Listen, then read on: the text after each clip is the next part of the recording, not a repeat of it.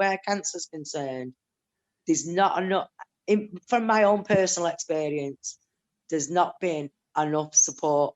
They put me on pathways and I was told I'd have plenty of support. I was given a phone number to ring. Every time I rung that number to ask questions, I was getting no answer. I just don't think people with disabilities are taken seriously, and they're not given enough support where cancer is concerned. It's important, you know, like they go, like men and women of disabilities, because I know a lot of men get prostate cancer. So I think it's important that they go forward for the test. And like with women like breast cancer, and they don't always want to go for them because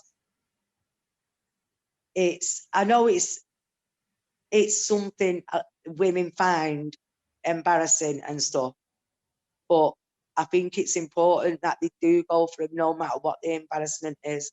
I've already discussed with my gynecologist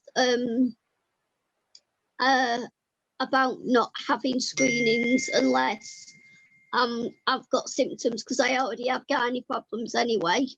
And despite all this, and despite not being in a relationship at all or anything like that, I've already had 3 phone calls off the nurses and 2 letters this year from the screening, from like my GP and the screening process at the NHS. It seems to be the older I'm getting, the more letters I'm getting, and it's like, stop mithering me, stop pressuring me.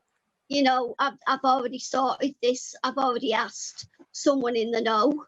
You know, and I'm not against screening. If there was anything wrong, bang, I'd be there like a shot, and I'd go, something's wrong, can you test me? You're constantly chasing for like results. I have found out that I've got nodules, but no one explained proper what nodules were. I think the first thing that you've got to start with is people's GPs, because that's the first place that people ring when they've got a problem. I find it awful going for appointments. Like if my youngest one had took me on Saturday for that scan, I don't know how I would have managed, because I'm not supposed to go out on my own. And if she hadn't been able to take me in her car and wait for me and fetch me home, well, I would have had the expense of getting a taxi there, getting a taxi back, then panicking because thinking, well, you know, even getting in a taxi at times, I can panic.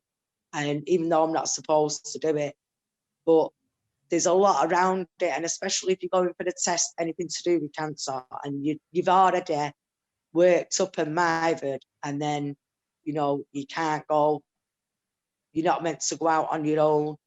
So I don't think it's looked at enough. And then the building's not being accessible, and they don't cater for people with disabilities. The mammograms are all done in a hospital. You can't just go to your local GP. You've got to go to the hospital. A lot of visually impaired people won't know how to get to the hospital. For people that aren't as independent, how would you get to the hospital to have the screening? As a visually impaired person, when you get a letter from the hospital, it's in print. So, you know, for anyone that hasn't got a carer, because a lot of blind people live alone, a lot of them don't have close family. I'm fortunate because I do, but a lot of blind people, if they get a letter through the post, they won't know what it is. So they're not going to get the screening because they won't know it's a letter to say, come for your annual, I don't know, breast screening or... So, you know, I think a lot of blind people will miss out.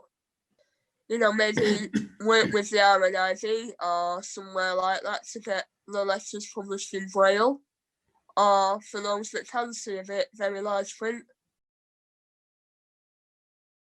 Something as serious as cancer, I think they need to make it where they're really targeting everybody, but especially those with disabilities, whether they're like invisible disabilities, or, you know, no matter what impairment or anything anyone's got, it should always be taken into consideration. If you're unsure at the first sign, go to a healthcare professional and seek help. No matter how small it may seem, you're never wasting a doctor's time. You may feel a bit silly, but knock on that door and keep knocking if you're not feeling 100%, because that's what they're there for. And early detection saves lives.